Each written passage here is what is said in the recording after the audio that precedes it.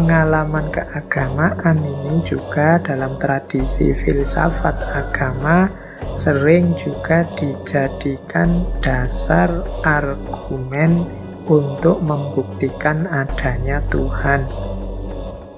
Jadi kalau teman-teman belajar filsafat agama, filsafat ketuhanan itu kan ada macam-macam cara membuktikan, menunjukkan bahwa Tuhan itu ada.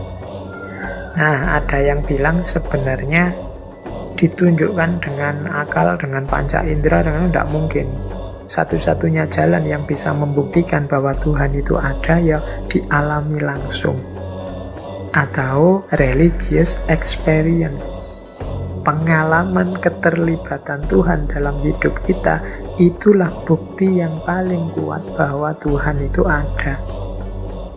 Misalnya, ini saya ambil contoh jawabannya proklamator kita, Pak Karno, suatu ketika waktu ada yang tanya, mengapa Pak Soekarno ini masih beriman? Buktinya apa Tuhan itu ada?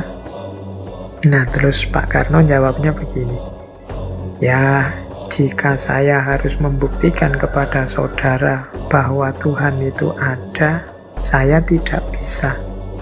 Tetapi bisa membuktikan kepada diriku sendiri, kepadaku sendiri bahwa Tuhan ada. Bahkan saya sering bercakap-cakap dengan Tuhan. Saya sering meminta kepada zat itu. Itu pun belum merupakan bukti Tuhan itu ada. Bahwa saya sering meminta kepada zat itu, dan zat itu memberikan kepadaku apa yang ku minta. Nah, itulah bagiku satu bukti yang nyata bahwa Tuhan itu ada. Jadi ini kalimat dari Pak Karno ini untuk menjelaskan bahwa kalau saya harus menjelaskan apa sih buktinya Tuhan itu ada, saya tidak bisa. Tapi saya sendiri yakin Tuhan itu ada karena saya mengalami langsung Tuhan. Saya sering berhubungan dengan Tuhan, bercakap-cakap dengan Tuhan. Bahkan saya meminta kepadanya dan dipenuhi. Ini kan bukti bahwa Tuhan itu ada. Saya kadang, kalau dalam hidup kita sehari-hari ya kan, kadang kita bahkan tidak terang-terangan minta, diberi. Apalagi kadang kita juga serius minta dan diberi. Itu kan menunjukkan bahwa dia ada. Dengan argumen rasional, dengan tata logika yang rumit, kita sering membuktikan adanya Tuhan. Tapi versi religious experience, bukti paling nyata Tuhan itu ada ya yang kamu alami langsung itu. Hidupmu yang tidak terduga, kamu sudah putus asa karena ini mesti gagal, tiba-tiba sukses. Kamu sudah senang-senang ini mesti sukses, tiba-tiba gagal. Engkau minta sesuatu yang kalau engkau usahakan sendiri mungkin tidak akan hasil, tapi tiba-tiba engkau mintakan pada Tuhan dan hasil.